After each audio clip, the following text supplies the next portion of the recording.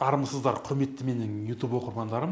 Олай болса, бүгін сіздермен қозғайтын тақырыбым варикотеледің үшінші сатысына өтіп кетсе не болады? Осыны айтамыз. Олай болса, видеоны сондай қарап шығыңыз, сіздер үшін пайдалы ақпарат беретін боламын. Жалпы варикотеле дегеніміз не? Осыған тоқталып кетейікші.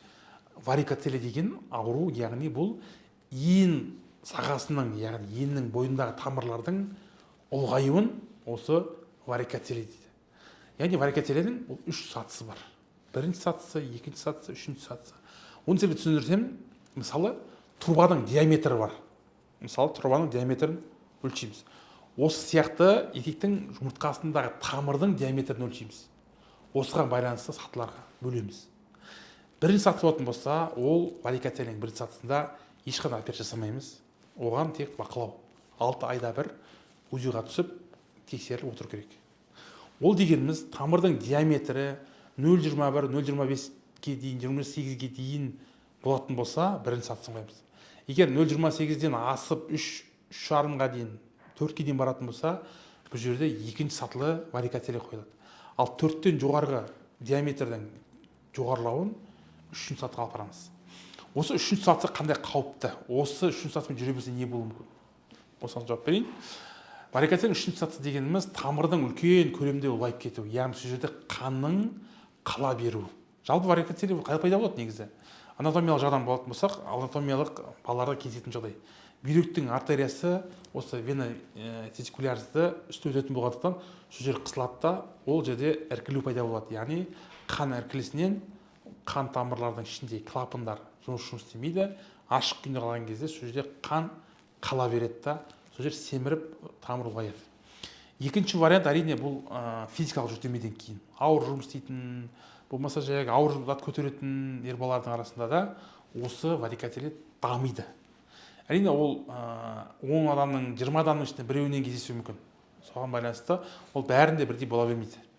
Ал енді үшінші сатысы болатын болса, ол жүре беретін болса, бұл тамырдың бойында қан қалып, жұмыртқаны қыса беретін болса, жұмыртқа кішірейіп кетуі мүмкін. Яғни өзінің функциясын төмендетуі мүмкін. Соған байланысты оның ішіндегі ұрықтың да өндірілуі уақытша тоқтап қалуы мүмкін. Осыған байланысты жаңағы бедеуліктің бір пайда болатыны осы варикотелеге тікелей байланысы бар. Және де осы варикотеленің кесірінен көп жағдайда жігіттердің жұмыртқалары төмен тартып, сыздап, болмаса жаңағы дискомфорт туындатып, ауру сезімін туындатады.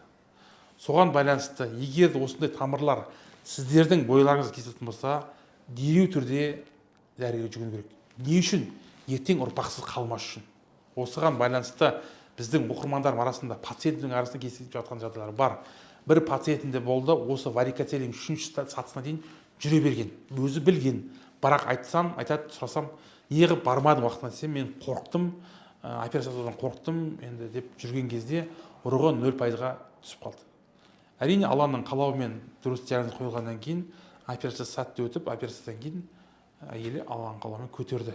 Әрине, осы жағдайларға байланысты қаншама отбасыларында осы бір варикотеленің кесірі баласыз болып отқан отбасылар бар. Даже ажырасып кетіп жатқан отбасыларда кездесіп жатыр.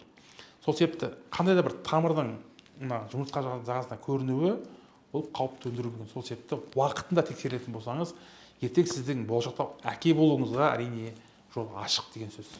Құрметті достар, бүгінгі берген ақпаратым сіз үшін пайдалы болса, астына лайкты басыңыз, қоңыраушаны басып, біздің парақшаға тіркелуді ұмытпаңыздар. Біздің YouTube каналдың дамуына, қазақша аудиторияның дамуына сіз біз атсалысып кетейік. Ал достар, осы проблемамен зардап шеккен достарыңызға осы видеоны таратып жіберіңіздер. Сіздер де біреудің отбасында балалы болуына себепкер боласыздар. Құрметті достар, бүгінгі видеом сіздер үшін пайдалы болсын, ақпаратымыз сіңімді болсын. Келесі кездескенше аман сау болыңыздар.